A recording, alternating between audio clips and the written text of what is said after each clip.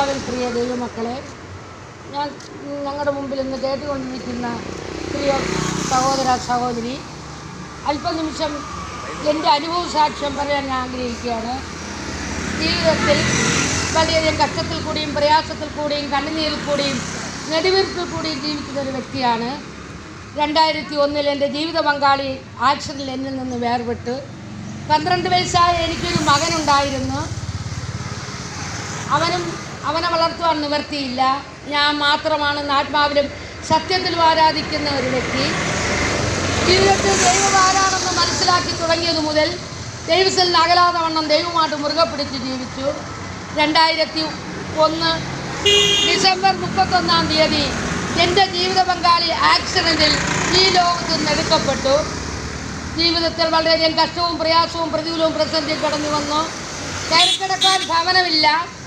ഒരു മകനുണ്ട്, 12 വയസ്സ് പ്രായമുണ്ട്. അവനെ വളർത്തുവാൻ നിവർത്തിയില്ല. എനിക്ക് സാമാന്യ വിദ്യാഭ്യാസമുള്ള ഒരു വ്യക്തിയാണ്. ഞാൻ ജീവിതത്തിലെല്ലാം തകർന്നവളായി. ഞാൻ ദൈവത്തെ അറിയാൻ തുടങ്ങി. ദൈവത്തെ കൂടുതൽ മുറുകെ പിടിക്കാൻ തുടങ്ങി. ദൈവസന്നിധിയിൽ ഞാൻ കരയാൻ തുടങ്ങി. രാത്രിയാമത്തിൽ 12 വയസ്സായ മകനെ ഒരു ഷെഡിനകത്ത് കിടത്തി. ഞാനൊരു ഷെഡിലാണ് കിടക്കുന്നത്. അപ്പോൾ എൻ്റെ ഭർത്താവിൻ്റെ മരണം, ആക്സിഡൻറ്റിലെ മരണം. ഒരു ദിവസം ഭവനത്തിൽ നിന്ന് ഇറങ്ങിപ്പോയ മനുഷ്യൻ ചായയും കുടിച്ചിട്ട് പറഞ്ഞ് വൈകുന്നേരം വരുമ്പോൾ ഈ ചായ ബാക്കി വച്ചരെ, നമുക്ക് ചായ വൈകുന്നേരം കുടിക്കാമെന്ന്. പ്രിയ ദൈവമക്കളെ, തിരിച്ചു വന്നത് ഡെഡ് ബോഡിയാണ് എൻ്റെ വീട്ടിൽ കൊണ്ടുവന്നത്. എനിക്കൊന്നും തിരിഞ്ഞും പിരിഞ്ഞും നോക്കാനൊന്നുമില്ല. കടഭാരം മാത്രമേ ഉള്ളൂ. ഹൗസിംഗ് ലോണിൻ്റെ കടമാണ് എൻ്റെ വസ്തുവും വീടില്ല, ഒരു ഷെഡ്. ഒരു ഗതിയില്ല, പരഗതിയില്ല. എങ്ങോട്ട് പോകും ദൈവമേ? ഞാൻ രാത്രിയാമത്തിൽ ഞാൻ വളരെയധികം വേദനയോടുകൂടി കണ്ണുനീരോടുകൂടി രാത്രിയാമത്തിൽ ഞാൻ മുട്ടിന്മേൽ നിന്ന് കരയും. ദൈവമേ, നീ എനിക്കൊരു വഴി ഒരുക്കി തരണം. എൻ്റെ ഈ കുട്ടിയെ വളർത്തുവാൻ നിവർത്തിയില്ല. കയറിക്കിടക്കാൻ ഭവനമില്ല. എനിക്ക് കൂലിപ്പണി ചെയ്യുവാൻ എനിക്ക് അറിഞ്ഞുകൂടാ. ഞാൻ പോയിട്ടില്ല.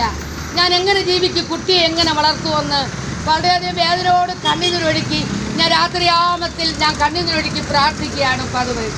അങ്ങനെ കുറേ ദിവസം കഴിഞ്ഞ് ഒരു ദിവസം ഞാൻ അങ്ങനെ പ്രാർത്ഥിച്ചുകൊണ്ടിരുന്ന സമയത്ത് എന്നെ കാണുവാൻ ഒരു ദൈവദാസൻ എൻ്റെ ഭവനത്തിൽ കടന്നു വരും സ്വപ്നത്തിൽ.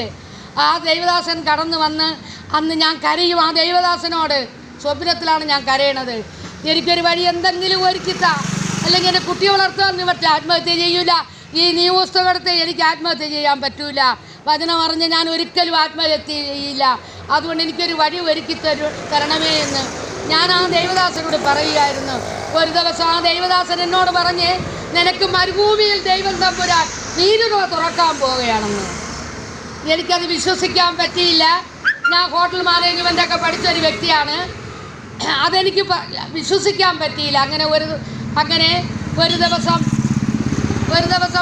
എന്നോട് പിന്നെയും പിറ്റേ ദിവസം ദൈവദാസം വന്നപ്പോൾ പറഞ്ഞ്, എൻ്റെ വീട് പട്ടിണിയാണ്. എവിടെയെങ്കിലും ചെന്ന് പ്രാർത്ഥിച്ച് കിട്ടുന്നതിൽ പറയും, എൻ്റെ കൊച്ചിന് ഒരു പിടി ആഹാരം തരണം, അവൻ വീട്ടിലിരിക്കുകയാണെന്ന്. ദൈവമക്കളെ, അവരൊരു പൊതി ആഹാരം തരും. അത് എന്നെ നോക്കി ആ തിട്ടപ്പുറത്ത് എൻ്റെ മകൻ ഇരിക്കും. ഇത് കൊണ്ടുവന്ന് അവന് ഭക്ഷണം കഴിക്കാൻ. എൻ്റെ സഹോദരൻ പോലും ഞാൻ കഴിഞ്ഞിട്ടാവും. എല്ലാം ഹൈ ലെവൽ ഫാമിലിയാണ്. എൻ്റെ ഫാമിലി എല്ലാവരും ഗവൺമെൻറ് ഉദ്യോഗസ്ഥരാണ്. എനിക്ക് സാമാന്യ വിദ്യാഭ്യാസമുള്ള ഒരു വ്യക്തിയായിരുന്നു. ഞാൻ ആരുടെയും മുമ്പിൽ കഴിഞ്ഞിട്ടില്ല. രഹസ്യത്തിൽ കാണുന്ന പിതാവിനോട് കരയും, കർത്താവേ, എനിക്ക് നീ എന്തെങ്കിലും തന്നെ എൻ്റെ കുട്ടിയെ വളർത്തണം, അവനൊരു മേൽഗതി ഉണ്ടാകണം.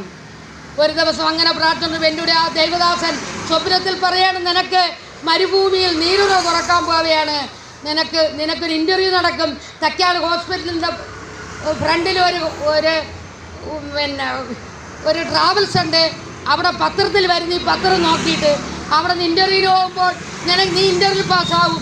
നിനക്ക് വിദേശത്ത് പോകാനൊക്കെ ദൈവം തമ്പുരാൻ നിനക്ക് ഭവനം പണിയാനുള്ള വഴി ഒരുക്കി തരും. നിൻ്റെ മകനെ വളർത്താനുള്ള വഴി ഒരുക്കി തരും. ഒരു നയാ പൈസലക്കടം നിനക്ക് കാണൂല എന്ന് പറയുവാനിടയായി. ദൈവമക്കളെ, എനിക്ക് ആദ്യം വിശ്വസിക്കാൻ പറ്റിയില്ല. എങ്കിലും ഞാൻ വിശ്വാസത്തോടുകൂടി ആ പറഞ്ഞ ഡേറ്റിന് ഞാൻ എൻ്റെ പാസ്പോർട്ടും എല്ലാം കൊണ്ട് ഞാൻ അവിടെ പോകുവാനിടയായി. ഞാൻ 10-15 വർഷം മുമ്പാണ് സംഭവം. ഞാൻ അവിടെ ചെന്ന് പാസ്പോർട്ട് കൊണ്ടുപോയി ഇൻ്റർവ്യൂ ഞാൻ പാസ്സായി. അങ്ങനെ കുവൈറ്റിലെ മിനിസ്ട്രി ഹോസ്പിറ്റലിലെ വെയിറ്റ്നസ്സായിട്ട് എനിക്ക് അവിടെ ജോലി കിട്ടുവാനിടയായി. എൻ്റെ കൊച്ചിനെ എൻ്റെ ഭവനത്തിൽ കൊണ്ടാക്കിയിട്ട് എൻ്റെ മകന് 12 വയസ്സായ മകനെ എൻ്റെ വീട്ടിൽ കൊണ്ടാക്കിയിട്ട് ഞാൻ പോകുവാനിടയായി. അവിടെ കടന്നുപോയി എനിക്ക് ഭവനം പണിയാനുള്ള വഴി ഒരുക്കി തന്ന്, എനിക്ക് കടഭാരം തീർക്കാനുള്ള വഴി ഒരുക്കി തന്ന് എല്ലാം തന്ന് മോനെ കൊണ്ടൊരു കല്യാണം കഴിപ്പിച്ചു. ദൈവമക്കളെ 2 വർഷമായി അവനും അറ്റാക്കാട്ടി ഈ ലോകത്ത് നിന്ന് എടുക്കപ്പെട്ടു. ഇന്ന് ഞാനും 2 പിള്ളേരും അവൾ എൻ്റെ ഭവനത്തിലാണ്. ഇതുവരെയും ഈ പുസ്തകം ഞാൻ താഴെ വെച്ചിട്ടില്ല. അന്നു മുതൽ ഇന്ന് വരെ ഞാൻ വിധവയാണ്, അനാഥയാണ്. എങ്കിലും ഞാൻ ഇന്നും എന്നും ഈ പുസ്തകവും കൊണ്ട് ഞാൻ തെരുവിലിറങ്ങി ദൈവവചനം പ്രസംഗിക്കുന്ന ഒരു വ്യക്തിയാണ്. ദൈവം വലിയവനാണെന്ന് ലോകത്തോട് അറിയിക്കുവാൻ എനിക്കൊരു ലജ്ജയുമില്ല.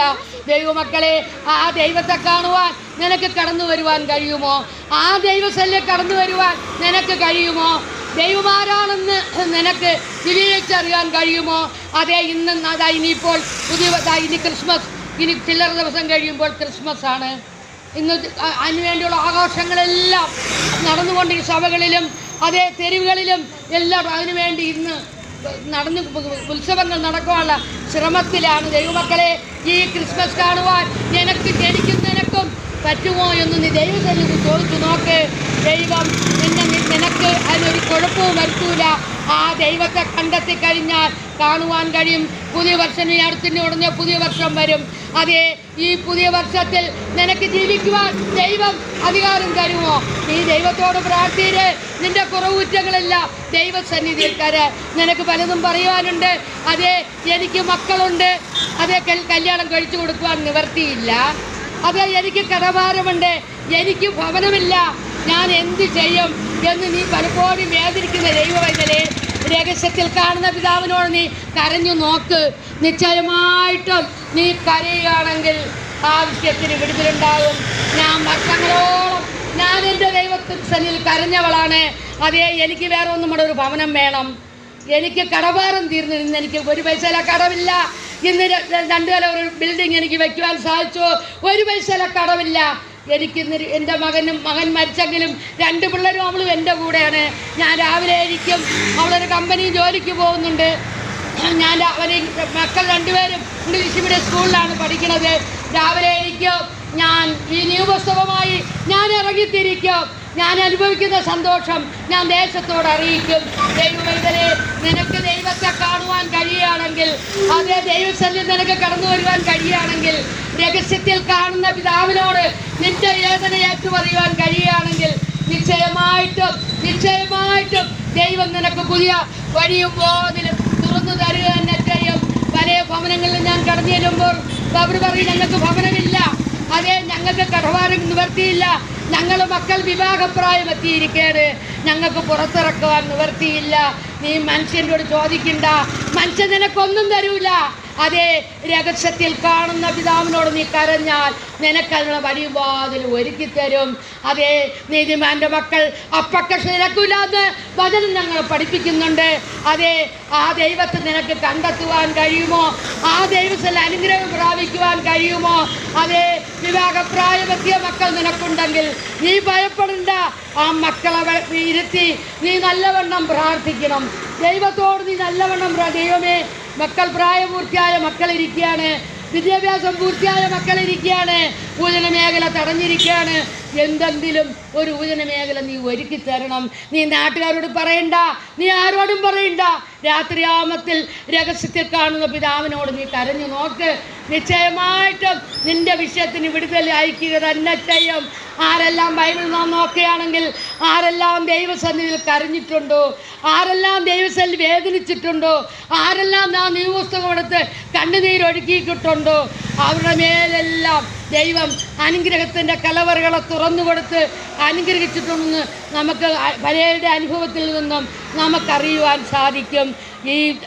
ആ ദൈവത്തെ നിനക്ക് കണ്ടെത്തുവാൻ കഴിയുകയാണെങ്കിൽ നിശ്ചയമായിട്ടും നീ അനുഗ്രഹിക്കപ്പെടും, നിൻ്റെ കുടുംബം അനുഗ്രഹിക്കപ്പെടും, നിൻ്റെ മക്കൾ അനുഗ്രഹിക്കപ്പെടും.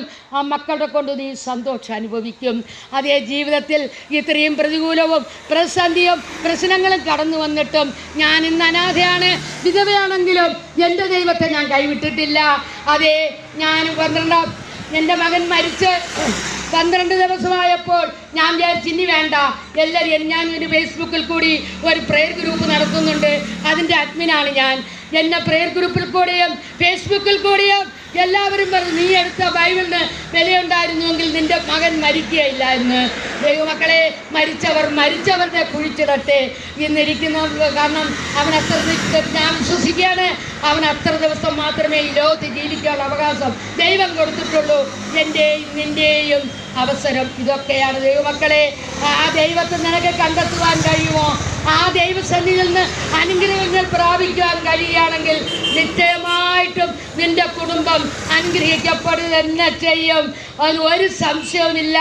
അതേ, ഇന്ന് ഈ നിൽക്കുന്ന ഈ പോസ്റ്റുകളും അതേ ഈ മരങ്ങളും അതേ എല്ലാം ഞങ്ങളിവിടെ സാക്ഷി വിളിച്ചത് ന്യായവിധിവസ്തു കണക്ക് പറയും. അന്ന് ജീവന്റെ പുസ്തകം തുറന്നിടുമ്പോൾ അവർ പറയും, ഇവർ നിന്റെ വേല ചെയ്ത മക്കളാണ്, മഹാകഷ്ടത്തിൽ കൂടി കടന്നു വന്ന മക്കളാണ്. കേൾക്കാൻ ചെവിയുള്ളവൻ കേൾക്കട്ടെ. ഇത് പറഞ്ഞുകൊണ്ട് എൻ്റെ വാക്ക് നിർത്തുന്നു. ദൈവം നമ്മെ അനുഗ്രഹിക്കട്ടെ. ആമേൻ.